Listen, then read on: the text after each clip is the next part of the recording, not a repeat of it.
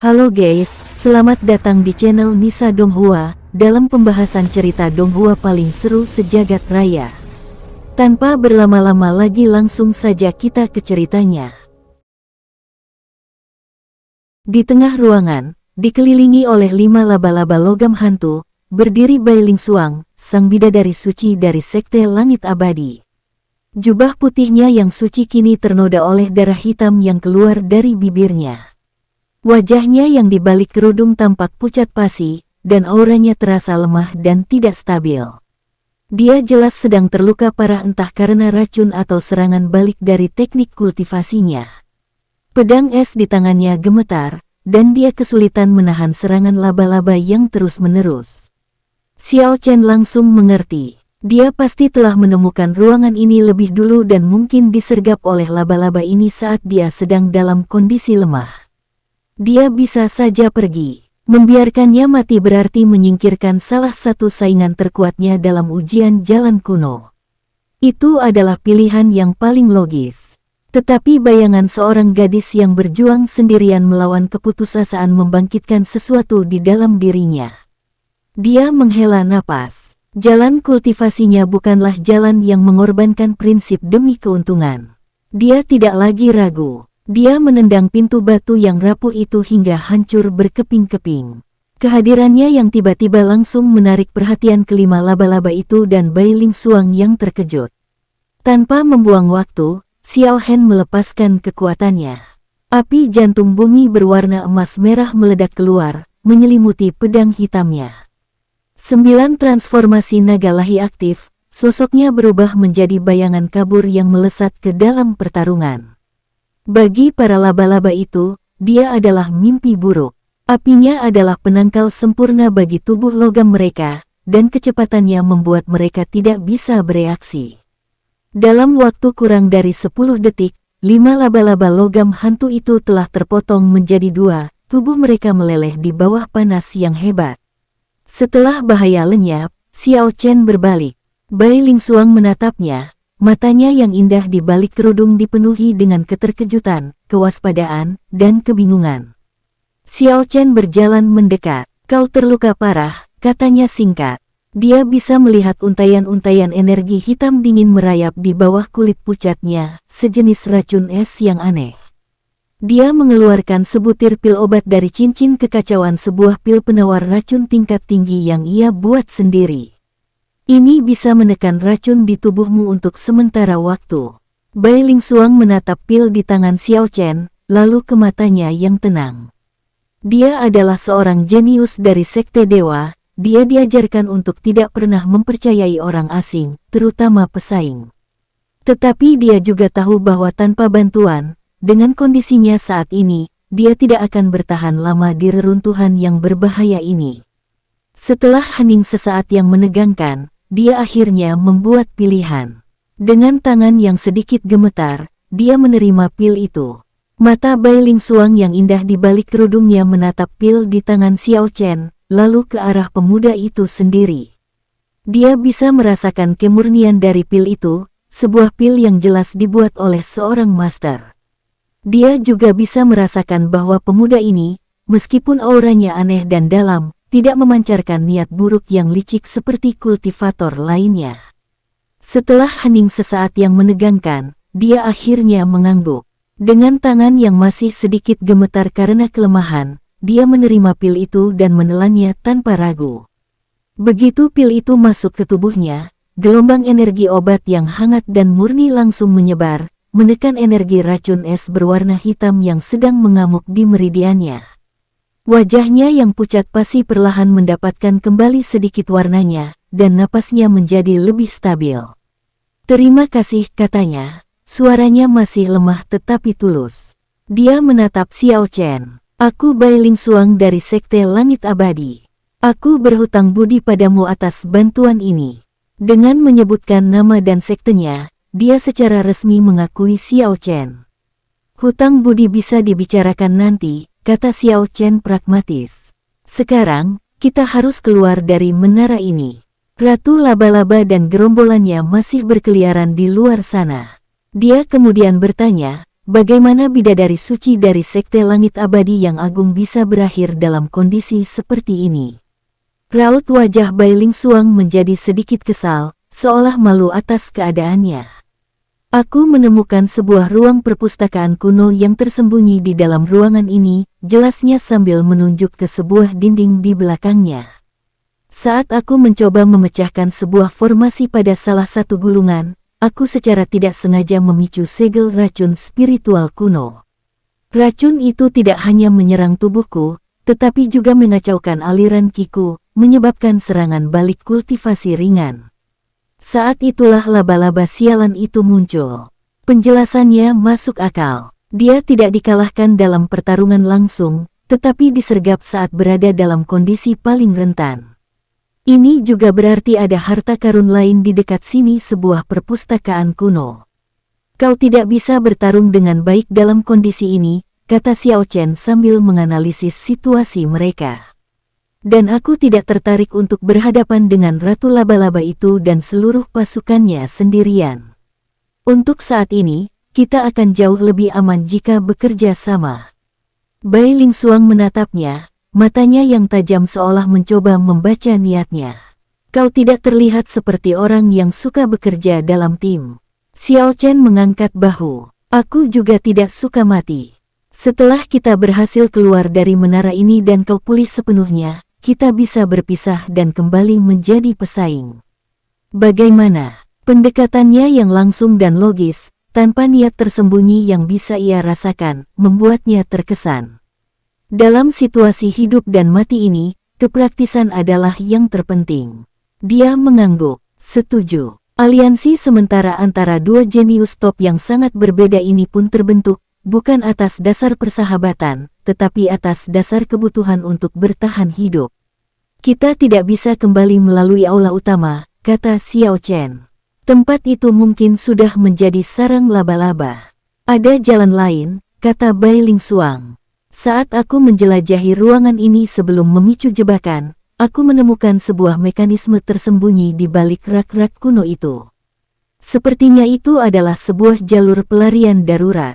Bekerja sama, mereka menggeser sebuah rak buku batu yang berat, memperlihatkan sebuah pintu tersembunyi yang ditutupi oleh debu tebal. Ini adalah sebuah tindakan kerja sama pertama mereka, sebuah langkah kecil untuk membangun kepercayaan yang rapuh. Xiao Chen membuka pintu itu, memperlihatkan sebuah terowongan gelap yang menurun. Udara kuno dan apek langsung menyambut mereka. Di luar, suara-suara pertempuran dan pekikan para murid dari sekte lain yang melarikan diri masih terdengar samar. Tapi di sini, di dalam terowongan, hanya ada keheningan yang tegang di antara dua orang asing yang dipaksa bersama oleh takdir. Mereka adalah pasangan yang aneh, Xiao Chen, sang monster misterius yang jalannya ditempa oleh darah dan kesulitan, dan Bailing Suang, sang bidadari suci yang terhormat, yang untuk pertama kalinya dalam hidupnya, berada dalam posisi yang lemah dan harus bergantung pada orang lain. Perjalanan mereka bersama baru saja dimulai.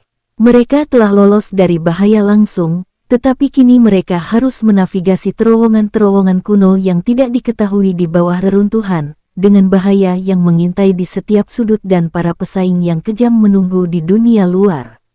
Pintu batu tersembunyi itu tertutup di belakang mereka, meredam suara pertempuran yang kacau di luar dan menjerumuskan Xiao Chen dan Bailing Suang ke dalam keheningan dan kegelapan total. Xiao Chen bereaksi lebih dulu. Dengan satu pikiran, segumpal api jantung bumi berwarna emas merah muncul di telapak tangannya, memancarkan cahaya hangat yang menerangi terowongan kuno di hadapan mereka. Mereka berada di sebuah koridor panjang yang menurun, dibangun dari balok-balok batu hitam yang halus dan presisi. Dindingnya ditutupi oleh ukiran-ukiran rumit yang telah pudar, menggambarkan diagram-diagram bintang yang aneh dan formasi-formasi misterius. Udara terasa pengap dan dipenuhi oleh debu zaman. Ayo bergerak, kata Xiao Chen, mengambil posisi. Di depan, kita tidak tahu kemana terowongan ini menuju.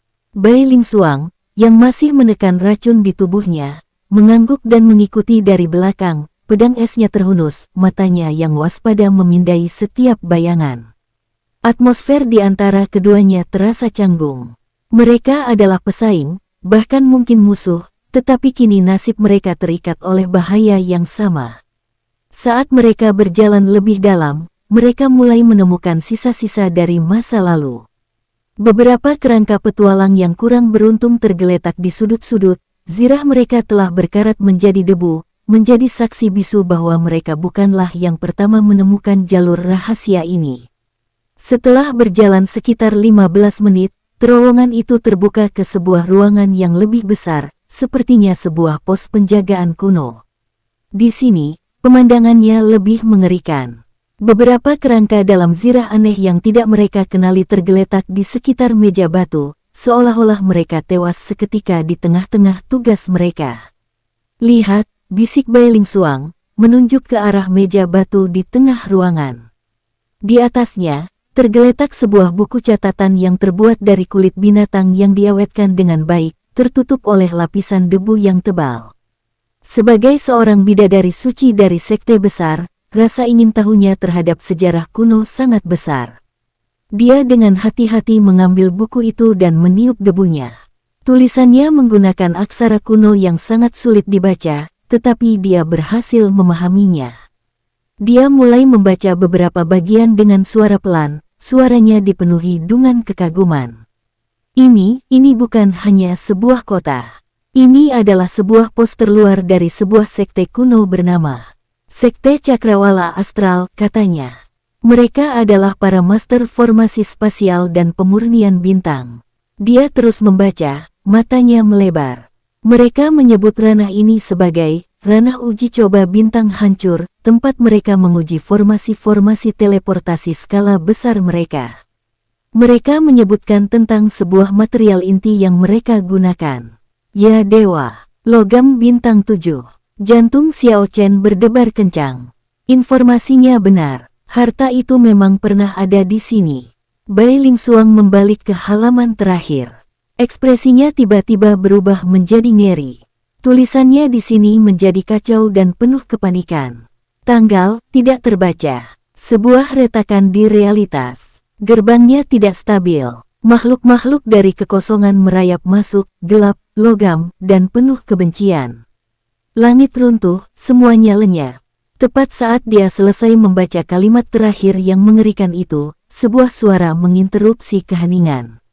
Itu bukan suara satu makhluk. Itu adalah suara ratusan, bahkan mungkin ribuan, benda kecil dan keras yang bergerak serempak di terowongan gelap di depan mereka. Xiao Chen dan Bai Ling Xuang saling berpandangan, wajah mereka tegang. Suara itu semakin dekat, semakin keras. Dari kegelapan di ujung koridor, gelombang pasang berwarna hitam metalik mulai merayap keluar. Itu adalah gerombolan laba-laba logam hantu berukuran kecil, sebesar kepalan tangan. Mata majemuk mereka yang tak terhitung jumlahnya bersinar merah di dalam kegelapan. Mereka benar-benar terjebak. Jalan di belakang mereka panjang dan mungkin sudah ditemukan oleh Ratu Laba-Laba. Jalan di depan diblokir oleh lautan monster. Kondisi Bai Ling Xuang masih terlalu lemah untuk melepaskan serangan area berskala besar yang dibutuhkan untuk menghadapi gerombolan seperti ini. Xiao Chen melangkah maju, berdiri di depan Bai Ling Xuang yang waspada. Dia mengangkat telapak tangannya. Api jantung bumi berwarna emas merah meledak menjadi bola api besar, menerangi seluruh ruangan dan memantulkan kilatan cahaya yang tak terhitung jumlahnya dari ribuan mata merah yang mendekat. Sepertinya, katanya dengan suara tenang yang kontras dengan situasi mengerikan itu, kita harus membuka jalan kita sendiri. Aliansi mereka yang rapuh akan segera diuji oleh api dan gelombang monster yang tak berujung. Gelombang pasang dari laba-laba logam hantu yang tak terhitung jumlahnya menyerbu ke arah mereka. Suara ribuan kaki kecil mereka yang mengetuk batu terdengar seperti hujan es yang mengerikan. Di belakangku, teriak Xiao Chen, suaranya bergema di ruangan kuno itu. Bai Ling Xuang, tanpa ragu, mundur selangkah, mempercayakan bagian depan sepenuhnya pada pemuda misterius ini. Xiao Chen menghadapi gelombang hitam itu. Dia tidak mundur. Dia mengambil napas dalam-dalam, dan dengan raungan yang dalam, dia melepaskan kekuatan penuh dari api jantung bumi. Sebuah dinding api berwarna emas merah yang dahsyat meledak darinya, menyapu koridor sempit di depan mereka. Ini bukanlah api biasa, ini adalah api spiritual sejati, musuh bebuyutan dari semua makhluk kegelapan dan logam.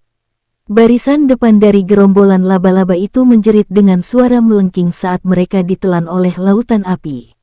Zirah logam mereka yang kokoh meleleh seperti lilin di bawah panas yang hebat, dan tubuh bayangan mereka menguap menjadi asap hitam.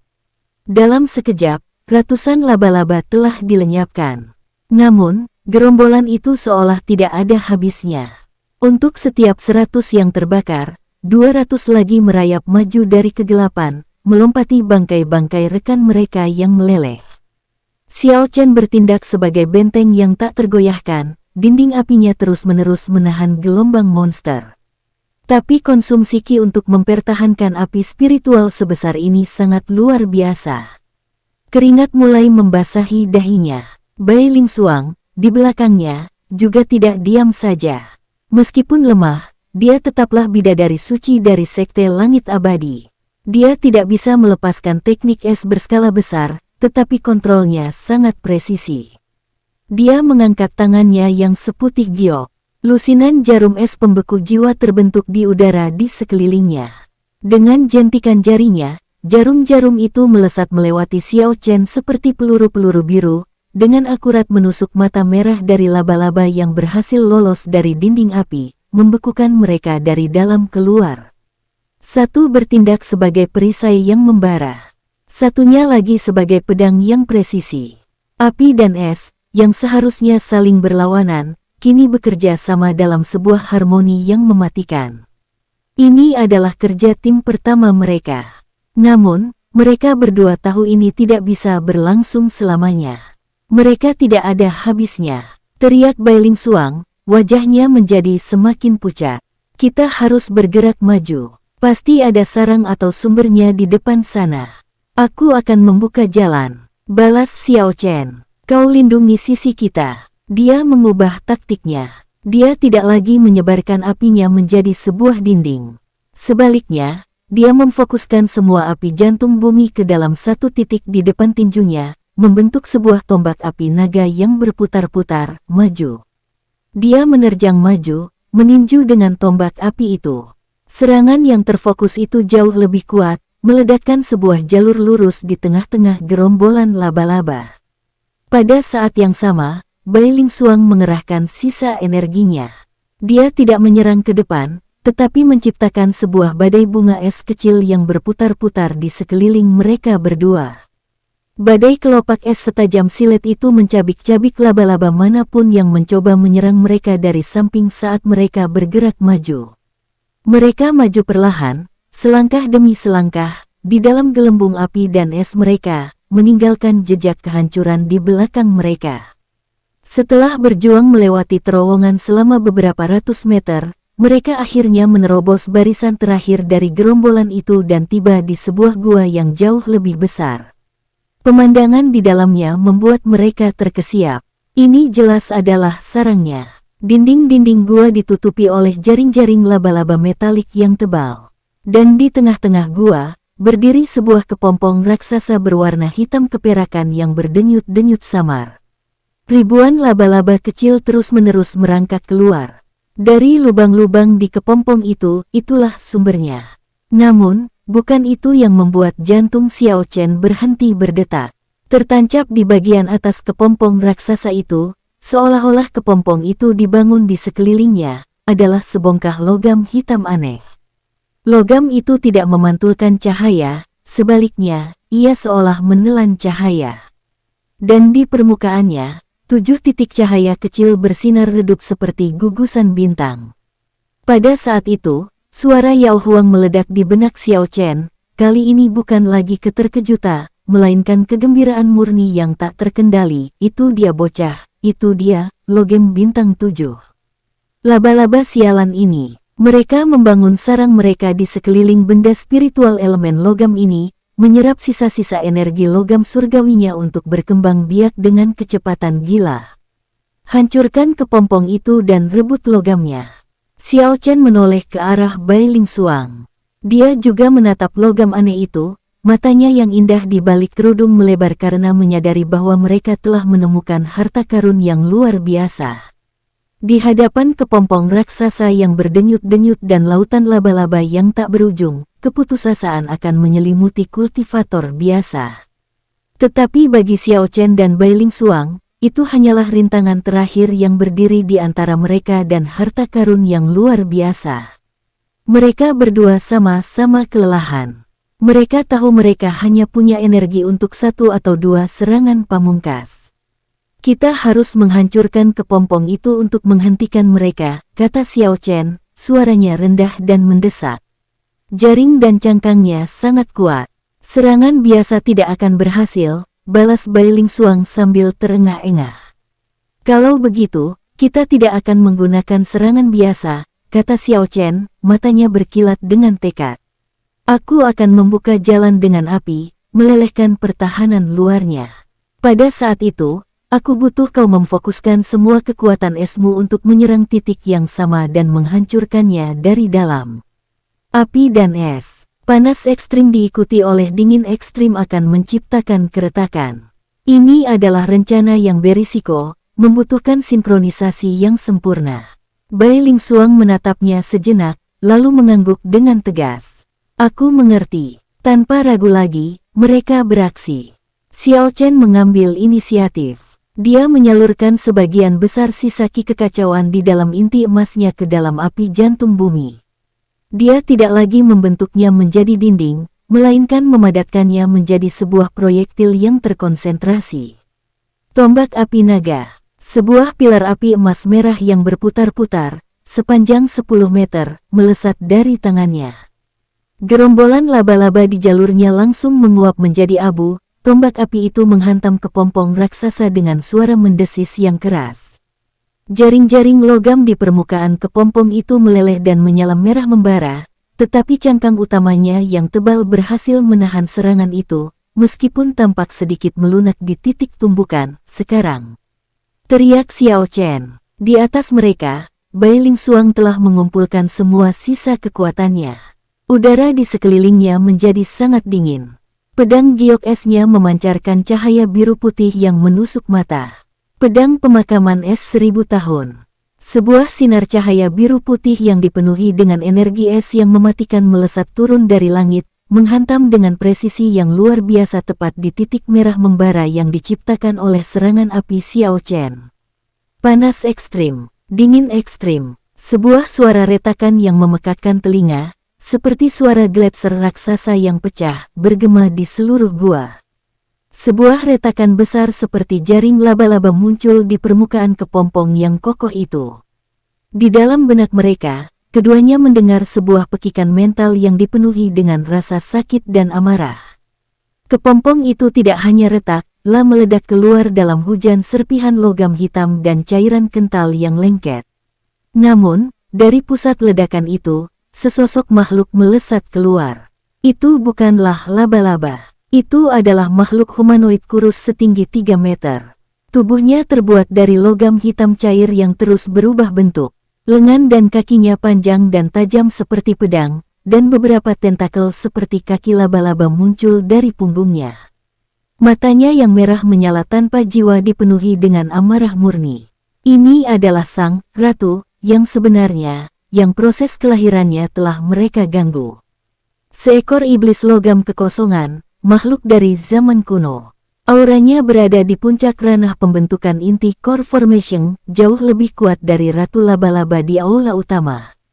Xiao Chen dan Bailing Xuang, yang kini hampir kehabisan ki, hanya bisa menatap dengan ngeri saat makhluk itu memekik dan menerjang ke arah mereka dengan kecepatan kilat. Mereka tidak berdaya. Pada saat putus asa itu, mata Xiao Chen menangkap kilatan cahaya di udara. Bongkahan logam bintang 7, yang terlempar akibat ledakan kepompong, sedang jatuh dari langit-langit gua. Sebuah pikiran gila melintas di benaknya. Bocah, sentuh logam itu. Raung Yao Huang, suaranya dipenuhi urgensi. Salurkan sisa ki kekacauanmu ke dalamnya. Hanya energi murni dari benda spiritual elemen sejati yang bisa melawan makhluk kekosongan ini secara langsung. Ini adalah pertaruhan terakhir. Saat cakar tajam iblis logam itu hanya berjarak beberapa inci dari punggungnya, Xiao Chen mengerahkan sisa-sisa terakhir kekuatannya untuk satu kedipan 9 transformasi naga lahi. Dia tidak menyerang atau bertahan. Dia melesat ke samping, mengulurkan tangannya, dan berhasil mencegat bongkahan logam bintang 7 yang sedang jatuh itu, saat tangannya menyentuh logam dingin yang aneh itu. Sementara cakar mematikan sang iblis logam hampir mencapai lehernya. Dia mempertaruhkan segalanya pada satu harapan, bahwa harta karun legendaris ini akan menyelamatkan mereka pada saat terakhir. Waktu seolah membeku. Cakar hitam setajam pedang dari iblis logam kekosongan hanya berjarak beberapa inci dari leher Xiao Chen. Di matanya yang merah tanpa jiwa, tidak ada emosi, hanya insting dingin untuk memusnahkan. Bailing Suang, yang terlalu lemah untuk bergerak, hanya bisa menatap dengan ngeri, hatinya mencelos. Pada saat antara hidup dan mati itu, jari-jari Xiao Chen berhasil menyentuh bongkahan logam aneh yang dingin itu. Sekarang, raung Yao Huang di benaknya. Tanpa ragu, Xiao Chen menyalurkan setiap tetes terakhir ki kekacauan dan kesadaran spiritual yang tersisa di tubuhnya yang terkuras, memasukkannya dengan putus asa ke dalam logam bintang 7. Reaksi yang terjadi seketika dan melampaui semua imajinasi. Logam hitam yang tadinya tampak kusam dan mati itu tiba-tiba seolah-olah terbangun.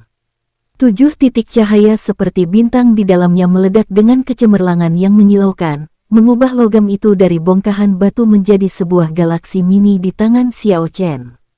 Rune-rune kuno yang tak terhitung jumlahnya muncul dan menari-nari di permukaannya, memancarkan aura yang tajam, agung, dan kuat.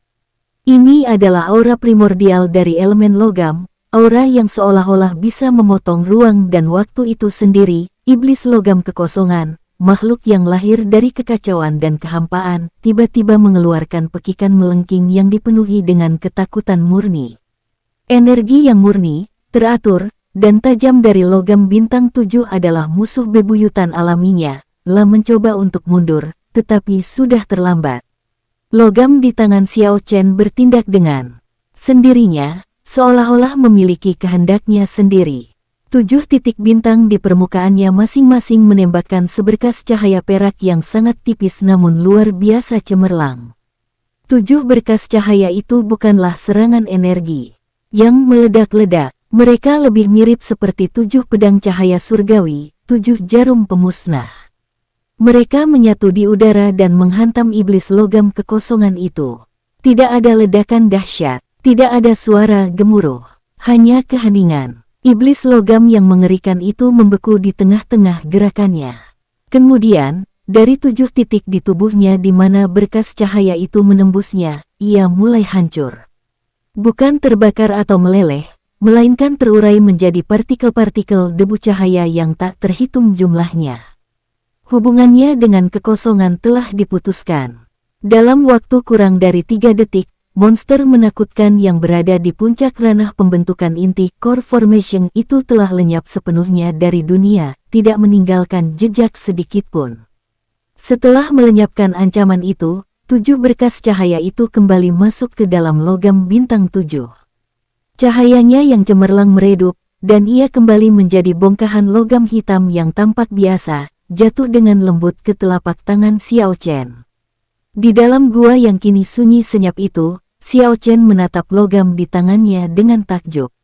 Kemudian, kegelapan menyelimuti pandangannya saat kelelahannya yang luar biasa akhirnya mengalahkannya. Dia ambruk ke lantai, pingsan total. Bailing Suang, yang menyaksikan seluruh adegan yang menentang logika itu, masih berdiri membeku, mulutnya sedikit terbuka di balik kerudungnya. Dia baru saja melihat seorang pemuda yang tingkatannya di bawahnya melepaskan serangan yang ia yakini bisa mengancam nyawa seorang ahli ranah Naschen Soul. Pemahamannya tentang kekuatan, bakat, dan dunia pada umumnya benar-benar dijungkir-balikan. Setelah beberapa saat, dia akhirnya tersadar dari keterkejutannya. Dia bergegas ke sisi Xiao Chen. Dia memeriksa kondisinya, luka-lukanya tidak parah, tetapi energi spiritual dan mentalnya benar-benar terkuras habis. Dia hanya pingsan karena kelelahan total. Dia menatap wajah Xiao Chen yang pingsan, lalu pada bongkahan logam aneh yang masih tergenggam erat di tangannya. Emosi yang sangat rumit bergejolak di dalam hatinya. Pemuda ini telah menyelamatkan nyawanya, dua ali. Dia misterius, kuat melampaui akal sehat, dan memiliki harta karun yang bisa membuat seluruh benua berperang. Dia adalah pesaing terbesarnya dalam ujian ini. Dia bisa saja mengambil logam bintang 7 itu sekarang dan meninggalkannya di sini. Tidak ada yang akan tahu. Itu adalah pilihan yang paling logis bagi seorang pemburu harta karun. Namun, saat dia menatap wajah tenang pemuda itu, bayangan punggungnya yang kokoh saat melindunginya dari gerombolan laba-laba kembali muncul di benaknya. Dia menghela napas panjang, sebuah keputusan telah dibuat. Alih-alih mengambil harta itu, dia duduk bersila di samping Xiao Chen, pedang esnya tergeletak di pangkuannya. Dia menyebarkan sisa kesadaran spiritualnya, berjaga-jaga terhadap bahaya apapun. Dia akan berdiri sebagai penjaga selagi pemuda ini pulih. Aliansi mereka yang rapuh, yang lahir dari keputusasaan, kini mulai diperkuat oleh seutas benang rasa hormat dan takdir yang tak terucapkan. Kesadaran Xiao Chen kembali secara perlahan, ditarik dari jurang kegelapan yang dalam. Hal pertama yang ia rasakan bukanlah rasa sakit, melainkan aura yang familiar, aura dingin dan murni, seperti gletser di puncak gunung.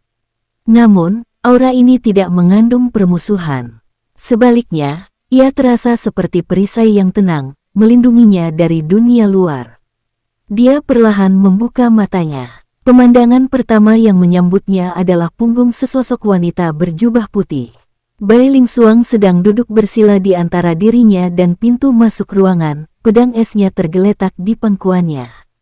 Posturnya jelas defensif, dia sedang berjaga, di samping Xiao Chen, tergeletak dengan tenang, adalah bongkahan logam bintang 7 yang kusam. Xiao Chen terdiam karena terkejut.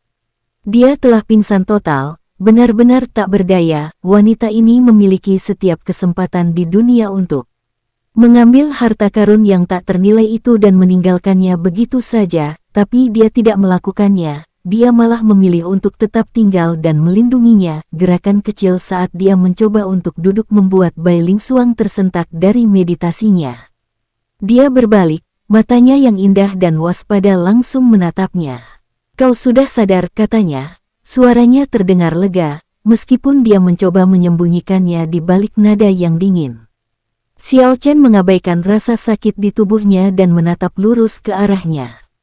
"Kau tidak mengambilnya," katanya sambil menunjuk ke logam bintang 7. "Kenapa?" Itu adalah pertanyaan yang paling penting. Bai Lingsuang membuang muka sejenak, sedikit kebanggaan muncul di matanya.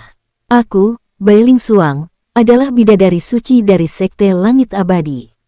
Sekte kami mungkin bersaing untuk mendapatkan harta karun, tapi kami tidak menusuk sekutu dari belakang saat mereka tidak berdaya."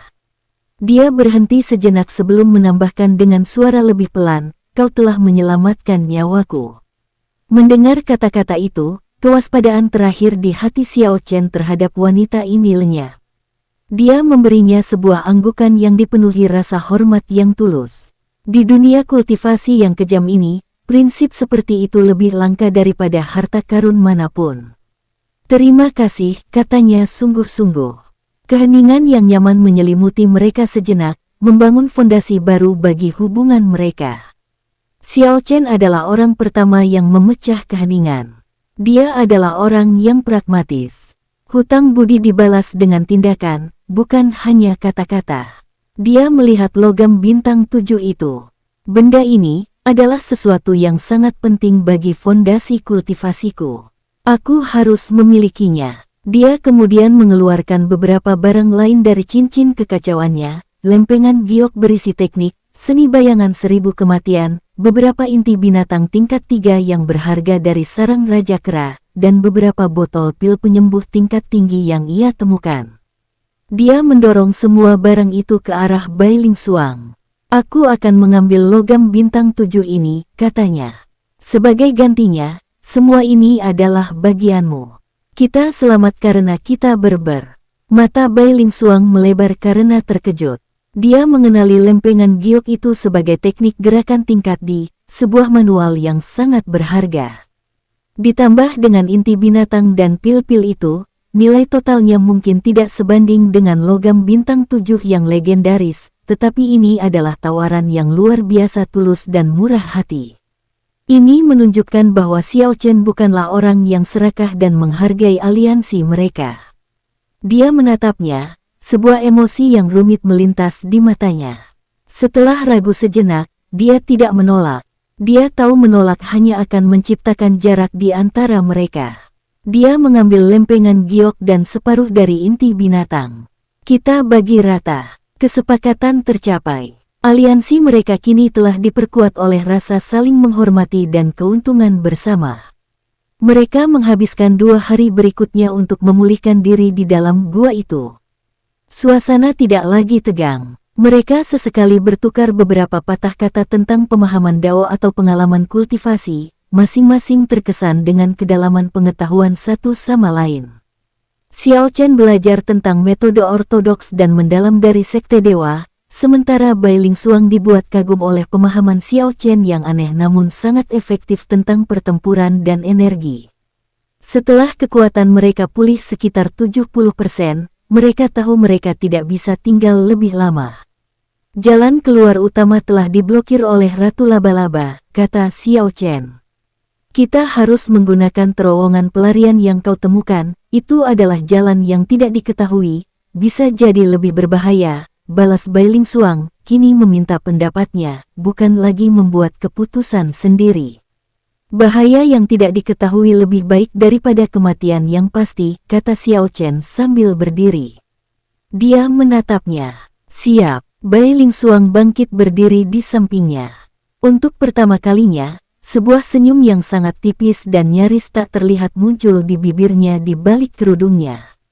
Siap. Mereka berjalan menuju pintu masuk terowongan kuno yang gelap itu. Bukan lagi sebagai dua pesaing yang saling waspada, tetapi sebagai sepasang mitra sejati yang telah mendapatkan kepercayaan satu sama lain melalui baptisan api dan pertarungan. Perjalanan mereka di ujian jalan kuno akan berlanjut, tetapi kini, mereka akan menghadapinya bersama-sama. Xiao Chen dan Bai Ling Xuang melangkah masuk ke dalam terowongan pelarian yang gelap. Dengan satu pikiran, segumpal api jantung bumi muncul di telapak tangan Xiao Chen, cahayanya yang hangat dan keemasan mengusir kegelapan dan menciptakan bayangan-bayangan panjang yang menari di dinding. Terowongan ini jelas bukan gua alami. Dindingnya terbuat dari sejenis logam hitam yang halus dan dingin, diukir dengan rune-rune spasial yang rumit. Udara di dalamnya pengap dan dipenuhi dengan aura kuno yang membuat orang merasa seolah-olah telah melangkah kembali ke masa puluhan ribu tahun yang lalu. Mereka bergerak dengan formasi yang tak terucapkan. Xiao Chen, dengan kekuatan fisiknya yang superior dan persepsinya yang tajam, berjalan di depan. Bai Ling Xuang, yang masih memulihkan diri tetapi memiliki kesadaran spiritual yang murni, menjaga bagian belakang, pedang esnya selalu siap. Setelah berjalan selama beberapa ratus meter, terowongan itu terbuka ke sebuah ruangan melingkar yang sangat besar. Jalan di depan mereka terputus oleh sebuah jurang yang gelap dan tak berdasar. Satu-satunya jalan untuk menyeberang adalah sebuah jembatan sempit yang terbuat dari cahaya biru yang berdenyut-denyut. Saat Xiao Chen hendak melangkahkan kakinya ke atas jembatan, dinding di sekeliling ruangan tiba-tiba bersinar. Puluhan lubang kecil terbuka, dan dari dalamnya, keluar sosok-sosok metalik setinggi manusia. Boneka penjaga astral. Mata mereka yang terbuat dari kristal merah menyala, dan mereka menyerang tanpa suara dengan pedang dan tembakan energi. Masing-masing memiliki kekuatan setara dengan ahli di puncak ranah pembangunan fondasi Foundation Establishment. Jebakan, seru Bai Ling Xuang. Aku akan menahan mereka, katanya dengan cepat, mengambil posisi defensif di depan jembatan. Kau seberangi jembatan itu dan cari panel kontrol formasinya, itu satu-satunya cara. Dia tidak menunggu jawaban. Dengan lambaian pedangnya, seni pedang hati es miliknya meledak. Dia tidak mencoba menghancurkan boneka-boneka yang tampaknya tak bisa dihancurkan itu. Sebaliknya, Dia menciptakan dinding-dinding es tebal untuk memblokir tembakan energi dan melepaskan gelombang udara dingin untuk memperlambat gerakan para boneka. Dia bertindak sebagai perisai yang sempurna. Xiao Chen percaya pada penilaiannya. Dia mengaktifkan 9 transformasi naga lahi dan melesat ke atas jembatan cahaya yang sempit. Dia bergerak seperti kilat hitam, menghindari beberapa tembakan energi yang berhasil lolos dari pertahanan es Bailing Suang. Dia tiba di seberang dan dengan cepat menemukan sebuah tumpuan batu dengan panel yang dipenuhi rune-rune rumit. Menggunakan pengetahuan tentang formasi yang ia serap dari perpustakaan sektenya dan bimbingan cepat dari Yao Huang, dia dengan cepat menganalisis polanya. 3 detik lagi sebelum perisai esku pecah, teriak Bailing Suang. Suaranya terdengar sedikit tegang. Dengan jari-jarinya yang bergerak cepat, Xiao Chen menyalurkan ki-nya ke dalam rune-rune itu dalam urutan yang benar. Tepat saat dinding es terakhir hancur, seluruh rune di ruangan itu meredup, dan semua boneka penjaga astral itu berhenti bergerak, mata merah mereka padam. Bahaya telah berlalu. Bailing Suang, dengan napas sedikit terengah-engah, berjalan menyeberangi jembatan. Kerja bagus, kata Xiao Chen. Kau juga, balas Bailing Suang, sebuah anggukan hormat yang tulus. Aku tidak akan bisa menyeberang sambil menahan mereka semua sendirian. Kerja sama pertama mereka yang sesungguhnya telah berhasil dengan sempurna, semakin memperkuat ikatan kepercayaan yang rapuh di antara mereka. Mereka melanjutkan perjalanan menyusuri koridor. Di depan, yang kini terasa lebih aman. Koridor itu berakhir di sebuah pintu logam raksasa yang dihiasi dengan ukiran peta bintang. Bekerja sama, mereka berhasil membukanya. Ruangan di baliknya membuat mereka berdua terkesiap kagum. Mereka berada di dalam sebuah ruangan berbentuk kubah setengah bola yang sangat besar, seperti sebuah planetarium kuno. Langit-langitnya bukanlah batu, melainkan sebuah bidang kegelapan murni yang dipenuhi oleh ratusan bintang yang bersinar terang. Masing-masing adalah simpul energi spiritual yang terkondensasi. Di tengah ruangan, sebuah peta bintang 3 dimensi yang terbuat dari cahaya melayang dan berputar dengan perlahan. Pintu di belakang mereka tertutup dengan sendirinya. Saat mereka masih terpana oleh pemandangan itu, peta bintang di tengah ruangan tiba-tiba bersinar lebih terang. Sebuah suara yang kuno, agung, dan seolah-olah datang dari bintang-bintang itu sendiri, bergema di seluruh ruangan. Para pencari jalan, selamat datang di peta bintang. Untuk membuktikan kelayakan kalian dan melanjutkan perjalanan, kalian harus melewati ujian terakhir dari bintang-bintang. Saat suara itu memudar, bintang-bintang di langit-langit kubah mulai bergerak dan berputar dengan kecepatan tinggi. Mereka membentuk pola-pola baru yang aneh dan memancarkan tekanan yang semakin kuat. Mereka telah lolos dari bahaya fisik para laba-laba, hanya untuk melangkah ke dalam sebuah ujian yang lebih mendalam dan misterius yang ditinggalkan oleh para master kuno tempat ini.